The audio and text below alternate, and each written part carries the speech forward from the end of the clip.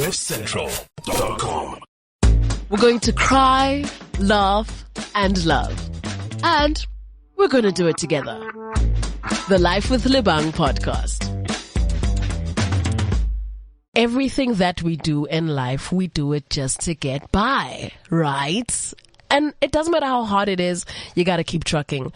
It doesn't matter how easy it is. When it's easy, it's nice, because that's when we're celebrating and it feels like nothing could ever go wrong until it does. So just know that when it does get hectic, keep your head focused, keep your head down, and keep doing what you need to do just to get by. You're still hanging out with me, Lebang Kgosana, on Life with Lebang. And we're talking all things life, all things parenting, all things people. And I did say that I want to share some facts, some scary facts about what's really happening in this lovely country that we live in. It's called South Africa, the south of Africa. And one day you must remind me, Aaron, to actually speak about how it got named South Africa, because that in itself will need a whole hour. So a quick stat. The Gauteng Health Department recorded more than 23,000 teenage pregnancies between April 2020 and March 2021.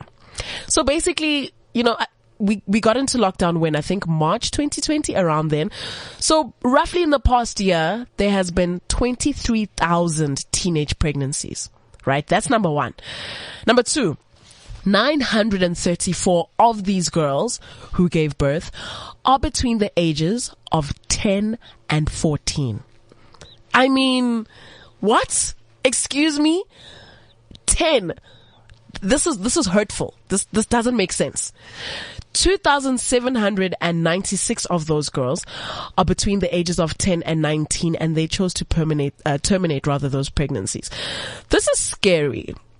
You're telling me that in the past year alone, so for the bulk of lockdown, there's been 23,000 teenage pregnancies, and almost 1,000 of those girls are aged between 10 and 14. This blows my mind. This upsets me so much. Because, number one, why and how is a 10-year-old child, emphasis on the word child, what does a 10-year-old child even know about pregnancy? Even know about becoming a mother? And this obviously, we can talk about history and how back in the day, children were forced, arranged marriages, etc., etc., etc. I'm talking about right now. In the year 2021, in this country, South Africa, there is a 10-year-old who has given birth. Does that even sound right? Does that even sound like it makes sense to you? 11-year-old, 12-year-old, 13-year-old. These are children. I don't envision that these children decided, hey, this is what I want to do. I wonder how many of these cases were in fact rape cases, of which of course aren't going to be recorded because this is South Africa. What are we going to do for us to get to a point where these things are not okay, where these things aren't just commonly discussed like they are now? 23,000 is a very scary number. It's not 2 or 4. It's 23,000 teenage pregnancies. So I'm quite interested to see what the solution to these matters is. That's where I want to live. I want to live in solutions. I want to speak to the Gauteng Health MEC, Nomathemba, and say, hey, Aus Nomathemba Mokreti, what is happening? Why are the numbers like this? And what are we going to do to make so that the numbers aren't like this anymore? Where is what's the word? Where's the planning? The child planning? The life plan, it blows my mind. There's so many questions that I have for Gauteng Health MEC Nomathemba Mokreti. And in fact, I would love to speak to her at some point, because somebody needs to explain why this is, happening and why it's so okay. Because the truth is it's not. What are some of the solutions that we can think of, and more and more, I've noticed that the solutions start within ourselves. Like, I'll be honest with you, like, unfortunately, we don't have the luxury of looking to governments and saying, hey, we've got a problem, please help us, give us a solution. We have to find it ourselves. We have to find it within our friendships. We have to find it within our families. We have to have the gall. Is there such a word? Gall? There's a word? Yeah, that thing in your stomach, that one. You need to have that to make it yourself and to be able to do it yourself. So making the world a better place it's not this huge shiny concept that, is in the form of a statue. It's not something that only a president can do. It's not something that only famous people can do.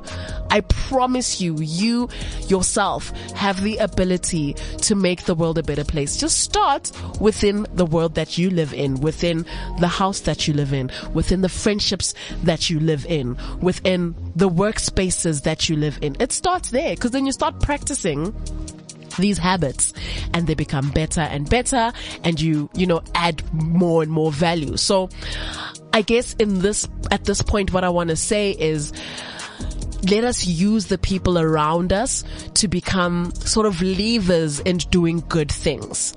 And it's hard because not everybody is a good person. You're going to find people that are generally just going to disappoint you constantly. And it sucks, but you've got the choice. You can be the good person in that situation. So whether it's a friend, whether it's a cousin, whether it's your lover, your partner, your child, your granny, your grandpa, your boss, your manager, your colleague, find a way for you to be the light, in whatever situation that is, in whatever, is occurring. So with the scary numbers and the scary stats that we are currently witnessing in South Africa with 23,000 teenage pregnancies, you may think that there's nothing you can do. Or what can I do? I'm all the way here in Sandton. I'm not all the way there. I don't know what's going on. I promise you can help. I promise you it starts with your circles. Teach people around you. Teach the young people around you to make better choices. And it doesn't just need to be the girls. Not just the girls. Teach the young boys as well. That, hey, catcalling is actually not cool.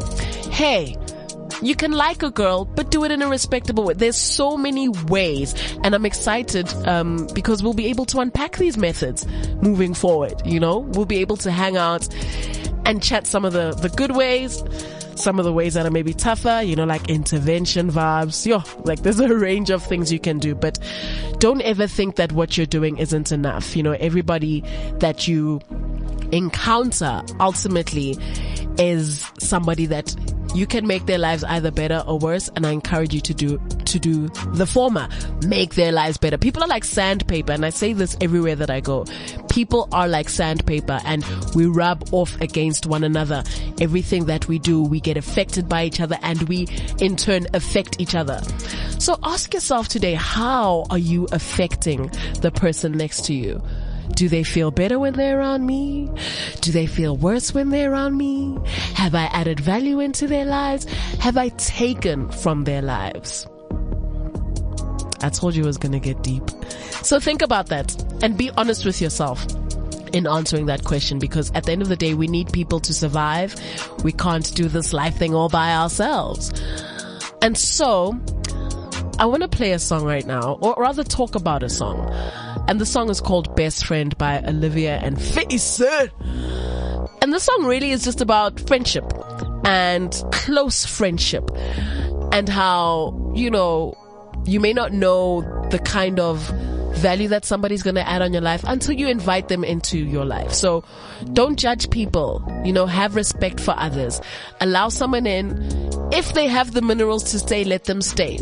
If you can see that, maybe this isn't going to work, then hey, it's okay to just let them pass and only be a small part of your long life. This is Best Friend. If I was your best friend, I'd want you around all the time. It's Life with Lebang. CliffCentral.com.